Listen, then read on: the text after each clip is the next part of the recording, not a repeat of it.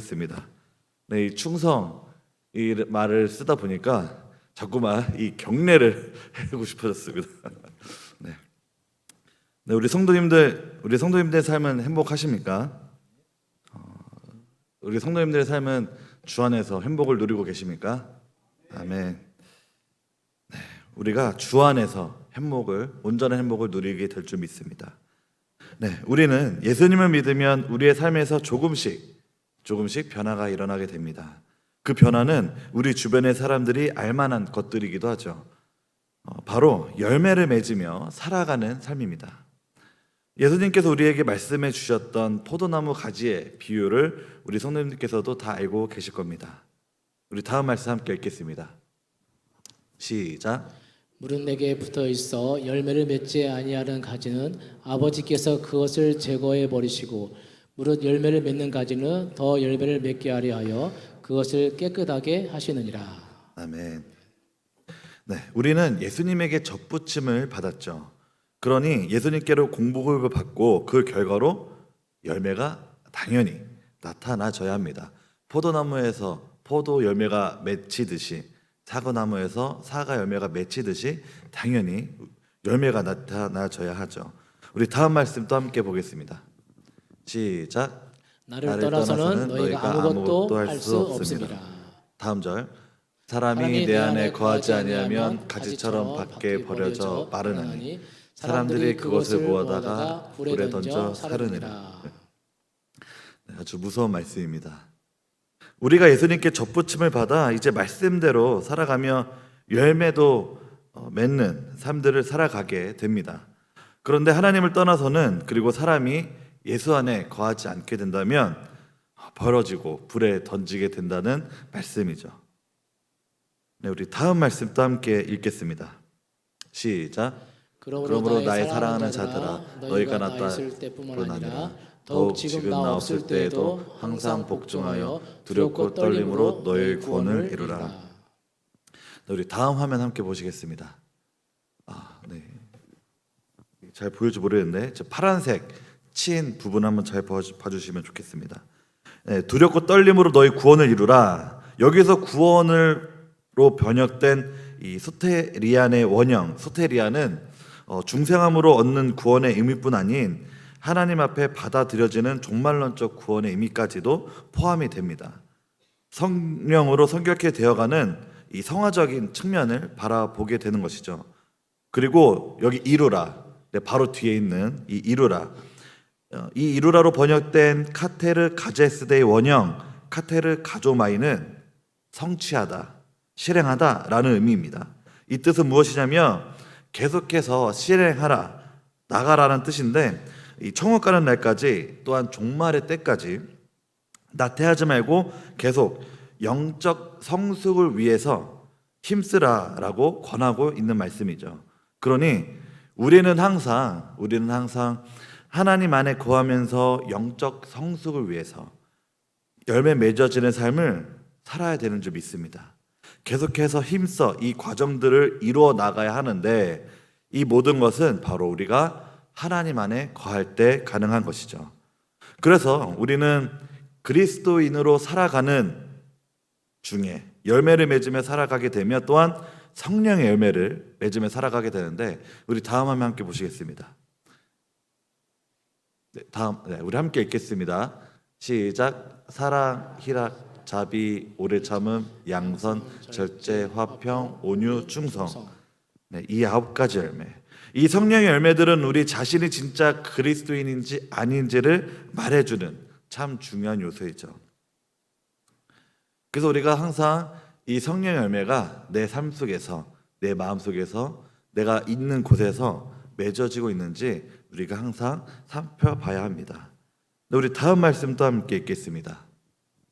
시작. 그리고 맡은 자들에게 구할 것은 충성이니라.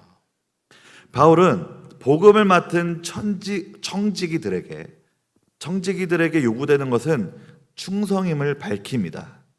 네, 우리 다음 화면 함께 또 보시겠습니다. 네, 계속 이 화면 틀어주세요. 네, 맡은 자들에게 구할에서의 이 구할의 의미로 쓰인 제테 이타이는 찾다, 구하다라는 뜻을 지닌 이 제테오라는 원어입니다. 즉 자신의 판단과 상관없이 충성이 요구되는 것이 바로 이 사명을 맡은 자들에게 필연적인 사실임을 뜻합니다. 그러니까 자신의 의지대로가 아닌 하나님의 뜻을 이루기 위해 오직 충성을 다해야 한다라는 뜻인 것이죠. 이 복음을 맡은 청지기는 주인의 명령에 순복함으로써 따라야 하며 맡은 바 자기 일을 감당하는 데 있어 최선을 다해야 합니다. 네, 여기서 또 충성이라 번역된 피스토스는 믿을 만한, 신실한 이라는 뜻을 가졌습니다. 그리고 청지기에게 요구되는 것이 바로 세상적 지혜, 웅변이나 학식, 가문과 같이 인간적 판단에 있어 중요한 것이 아닌 바로 맡겨진 그리스도의 복음에 대한 신실함, 또한 충성입니다. 이 충성이란 열매, 충성에게는 어떻게 보면 배신한다든지 이런 건 생각할 수가 없죠. 이 피스토스란 단어의 뜻도 바로 믿을 만한, 신실한이라는 뜻이기에 믿음을 저버린다든지 배신한다든지 하는 것은 있을 수 없는 일입니다. 우리가 가족들끼리든 아니면 친구 사이든 절친 사이든 또한 내가 믿고 있던 어떤 누구든지 만약 그 사이에서 무엇인가 뒤통수를 맞는다든지 배신하는 일들이 생긴다면 그것만큼 고통스러운 일은 없을 것입니다. 믿었는데 믿는 도끼에 발등을 찍힌 것이죠. 아주 끔찍한 일입니다. 네, 이제 다음 화면 보여줘도 됩니다. 그러니 충성이란 열매는 우리가 맺어야 될 성령의 열매 중에 아주 중요한 의미가 있습니다. 우리가 한번 예수님을 믿었으면 끝까지 믿어야 합니다. 근데 우리가 구원을 얻었으면 그걸로 끝이지 이게 무슨 말이냐? 저도 신학을 하면서 제 주변에서 잘 믿다가 신천지로 빠지는 사람들을 봤습니다. 그리고 잘 믿다가 여호와의 증인으로 끌려가는 사람들을 봤죠. 저희 아버지께서 신무하시는 시골 교회에서도 개척 멤버셨던 정말로 저희 가정이랑 너무나도 친했던 집사님 가정이 있었는데 한 11년 전에 저희 아버지가 이제 뇌종양으로 쓰러지고 나서 큰 수술을 받으셔서 교회를 몇 개월 동안 비우실 수밖에 없었습니다. 그 사이에 그 같이 함께 개척 멤버셨던 그 집사님 가정이 홀라당 신천지에 다 넘어가셨어요. 지금도 잘 믿어지지가 않습니다.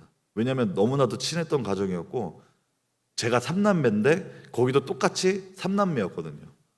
저도 누나, 남동생이 있는데 거기도 저희 누나로 동갑이 누나가 있고 또한 밑에 남동생 2명이 있었습니다.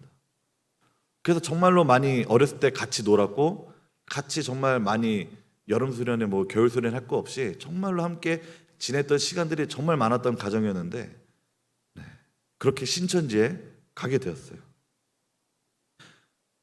이런 사람이 과연 충성스러운 사람일까요? 충성의 열매가 있는 사람일까요? 세상에서도 충성스러운 사람이 있습니다. 직장에서나 아니면 뭐 이렇게 사장님에게, 직장 상사에게 충성스러운 사람이 있죠. 그러나 세상의 것에 충성할 때에는 우리가 조건적입니다. 내게 이익이 된다든지 아니면 나에게 많은 월급을 준다든지 아니면 나에게 무조건 좋은 것이 된다든지 할 때 뭐 이런 것들이 있겠죠. 하지만 내가 그 회사를 그만 나가게 된다면 더 이상 그 사람에게 충성할 이유가 없어지죠. 이 나에게 이익이 되지 않을 땐 더 이상 충성하지 않고 매달리지도 않는 그런 세상의 충성과는 지금 이 시간 함께 나누고 있는 충성이라는 것은 전혀 다른 것입니다. 흔들리지 않고 중간에 꺾이거나 배신하지 않는 것, 이것이 바로 충성의 열매이죠. 그래서 사도 바울이 디모데에게 편지할 때 반드시 사명을 맡길 때에는 충성스러운 사람에게 맡겨야 한다라고 말씀하고 있습니다.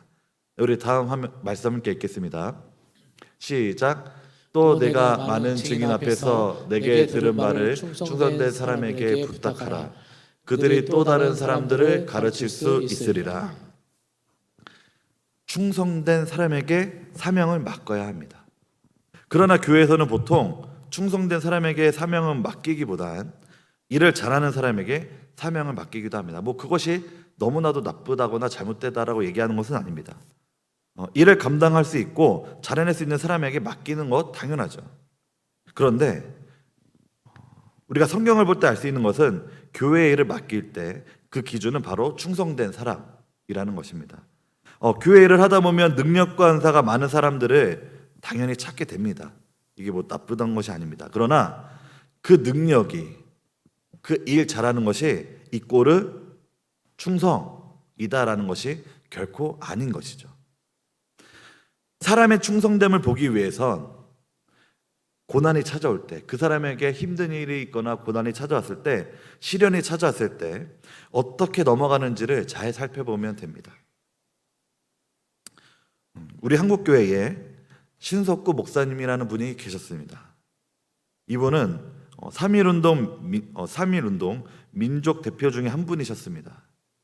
그리고 신사참배 거부로 인해 일제 감정기 때 감옥살이를 하셨고 6.25 전쟁이 일어나면서 공산 정권에 맞서 싸우시다 평양 인민교화소에서 1950년 10월에 순교하신 목사님이십니다. 그런데 3.1운동 민족 대표 중에 이 신석구 목사님과 절친이신 목사님, 목사님이 아니죠. 정춘수 목사라고 하는 분이 계시는데 이 두 분이 같은 고향에 나이도 같은 친구였다고 합니다. 먼저 예수 그리스도를 믿었던 분은 바로 정춘수 목사라고 합니다. 전도사가 되어 신석구 목사님에게 전도를 했죠. 그리고 목회하도록 도와주고 목사가 되는 과정에서 이끌어줬던 사람이었다고 합니다.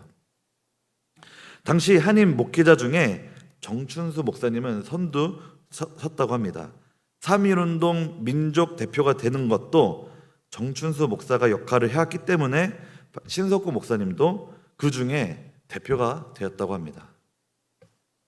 그런데 정춘수 목사가 일제 감정기 때 감옥에 들어갔고 고초를 당했습니다. 이건 무척이나 안타까운 일이죠. 그런데 이 고초를 당하면서 안타깝게도 변절을 하게 되셨죠. 완전히 사람이 바뀌어서 노골적으로 친일로 바뀌었다고 합니다. 일제 말기에 가장 대표적인 친일파 종교인 친일파 목사가 됩니다. 1940년 감리교 감독이 됐는데 한국교회를 일본 교회의 예속이 되게끔 한 사람 또한 바로 이 목사라고 합니다. 설교는 일본 말로만 하라는 지시가 내려왔습니다. 그래서 한국말로 설교한 목사님들을 전부 다 파면한 사람이 바로 이 목사님이라고 합니다. 이 정춘수 목사는 그 뒤에 각종 종교사회단체장은 다 맡아서 했고 또한 감리교단의 4대 감독까지 맡았다고 하는데 이제 해방이 되었죠. 해방이 되고 반민특위에 체포가 되면서 조사를 받게 되었고 결국에는 이 감리교단에서 이 목사님을 파면 조치합니다. 그래서 기독교에 계속 남아 계신 게 아니고 천주교로 개종을 하셨다고 해요. 그래서 말년을 그렇게 보내시다가 1951년 고향에서 이제 피난 중에 생애를 마쳤다고 합니다. 어떻게 보면 이 신체적인 이 고난, 고문은 사실은 누구나 정말로 견디기 어렵고 힘든 건 당연합니다. 저에게도 그런 일들이 생기지 않기를 바라죠. 저에게도 그런 일들이 생긴다면 과연 내가 그런 것들을 이겨내며 신앙을 지킬 수 있을까? 걱정이 됩니다. 그래서 그런 일들이 생기지 않기를 기도합니다. 참 마음이 아픕니다. 너무나도 마음이 아픕니다. 이 정춘수 목사님이라는 분은 먼저 신앙생활을 했고 오히려 이 신석구 목사님에게 예수 그리스도를 소개해줬고 그분을 목사님으로 이끌어줬던 분이셨습니다. 그런데 이렇게 되었던 거죠. 너무나도 안타깝습니다. 그래서 우리는 계속해서 우리의 믿음을 지켜야 되는 점이 있습니다. 처음에는 많은 사람을 주님께로 돌아오게 했죠. 그런데 시련을 당하고 고난을 당하니 달라지는 사람도 있다. 우리의 나라의 독립을 위해서 치열하게 싸우셨던 분인데 이분의 말로는 참으로 애석하게 끝이 났다. 애석하게 끝을 맺었다입니다. 물론 세상에서 끝까지 변하지 않을 이 믿음의 사람이 있을까 싶습니다. 그래서 사도 바울이 이렇게 얘기합니다. 맡은 자에게 구할 것은 충성이다. 이 당시에도 로마 황제의 핍박으로 인해서 많은 그리스도인들이 변절하게 되었죠. 사도 바울은 이렇게 얘기합니다. 믿는 자, 맡은 자에게 구할 것은 충성이다.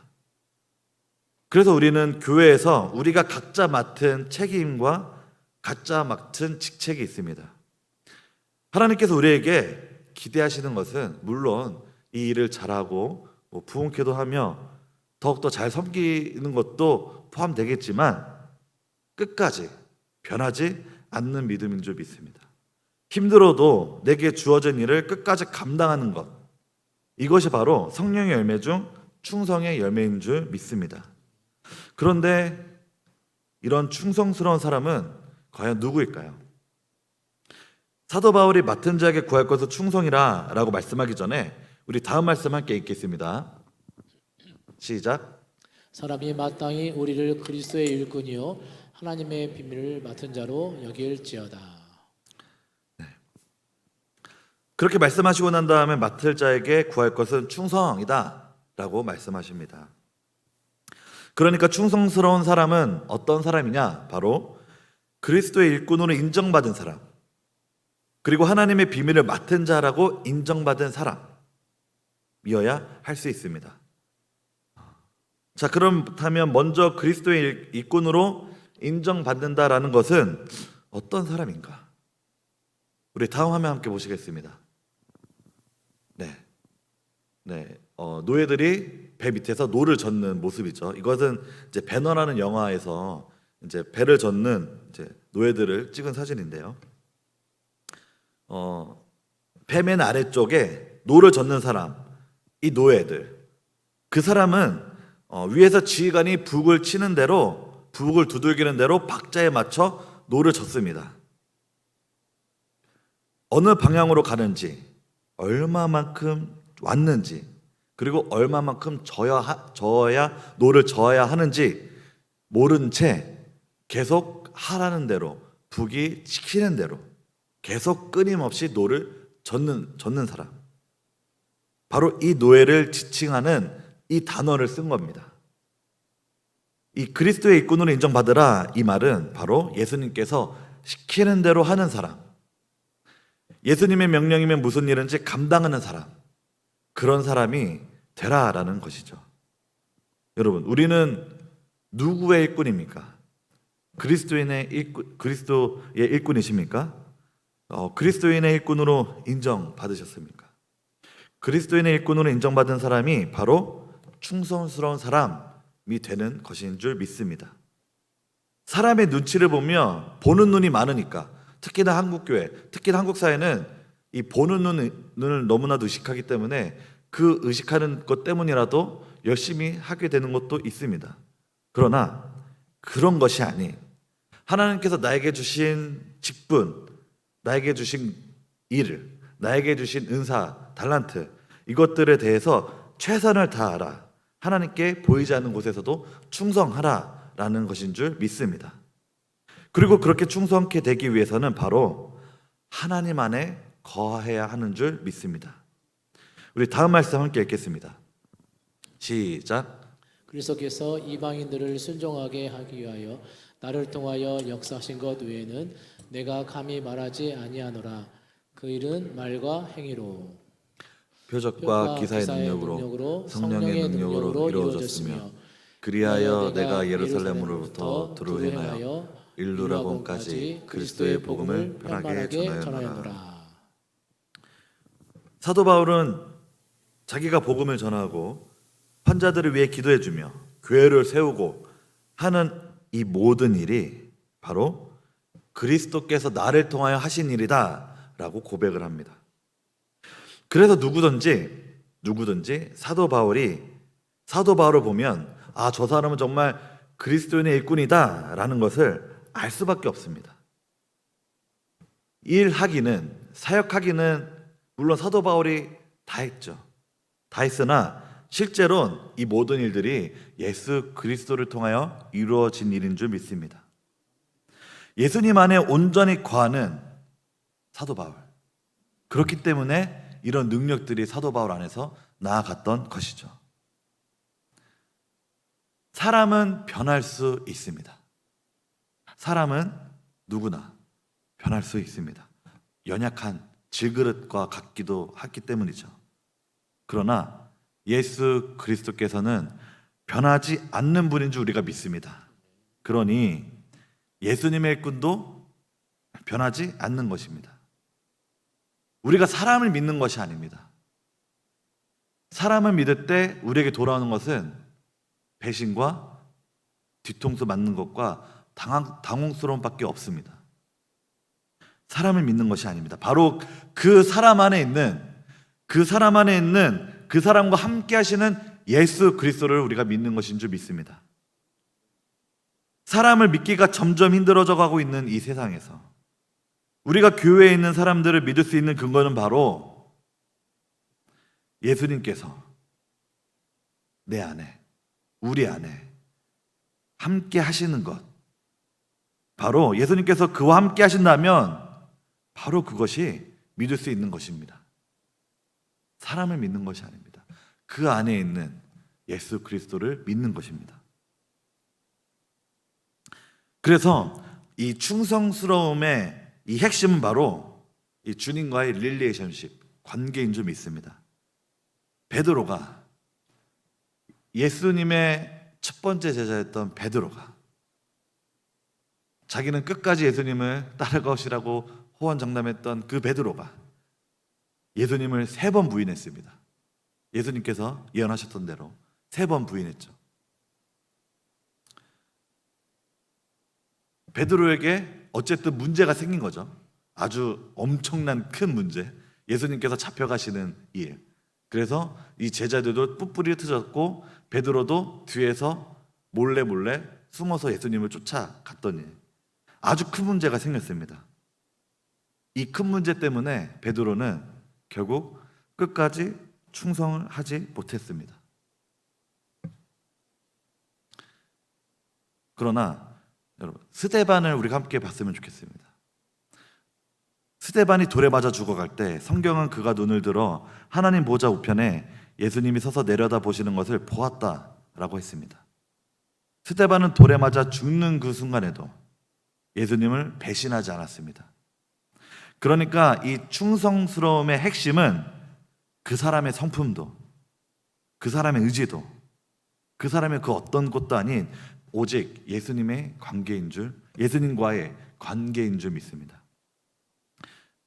예수님과의 관계가 정말로 이 사람이 믿을 만한 사람이구나를 말해주는 것인 줄 믿습니다. 우리 다음 말씀 함께 읽겠습니다. 시작. 너는 장차 받을 고난을 두려워하지 말라. 볼지어다 마귀가 장차 너희 가운데서 몇 사람을 오게 던져 시험을 받게 하리니 너희가 10일 동안 환난을 받으리라.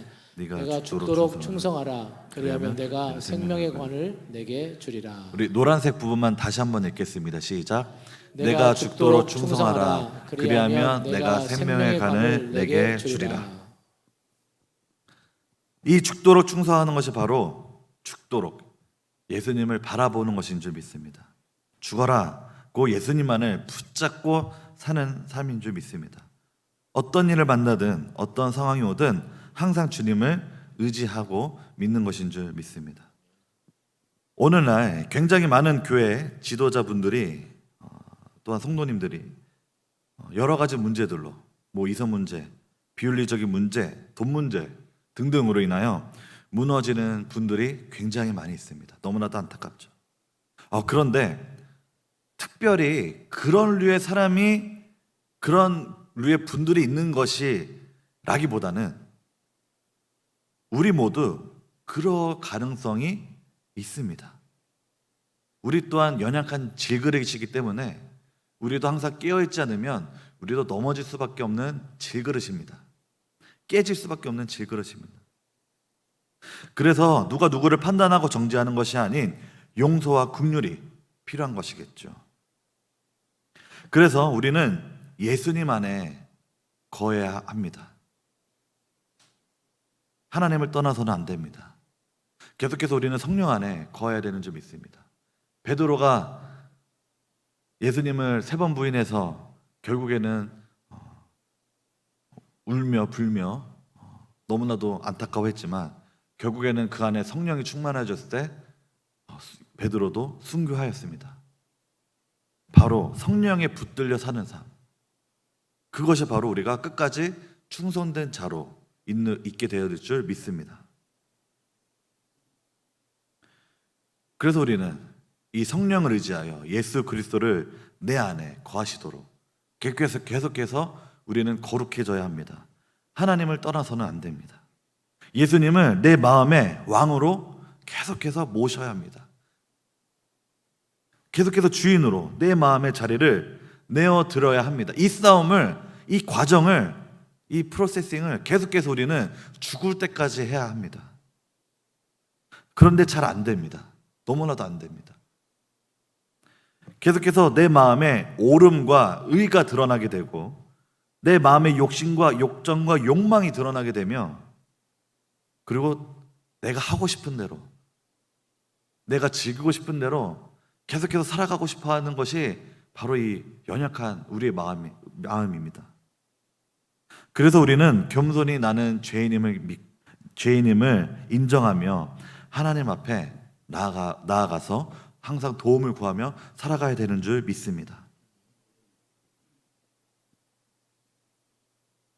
예수님을 나의 왕으로 진정으로 모시는 사람이어야 끝까지 충성의 열매를 맺게 될 줄 믿습니다. 충성의 열매는 물론 우리도 노력을 해야겠지만 우리가 노력해서 열매 맺는 것이 아니고 예수님을 우리 마음의 왕으로 모시니까 예수님께서 우리를 충성케 하시게 되는 줄 믿습니다. 우리가 이것을 믿으며 우리가 언제나 어디서나 우리 삶 속에서 계속해서 끝까지 우리의 믿음을 지키며 예수 그리스도 안에서 충성된 자들로 있게 되기를 축복합니다. 기도하겠습니다. 하나님 감사합니다. 이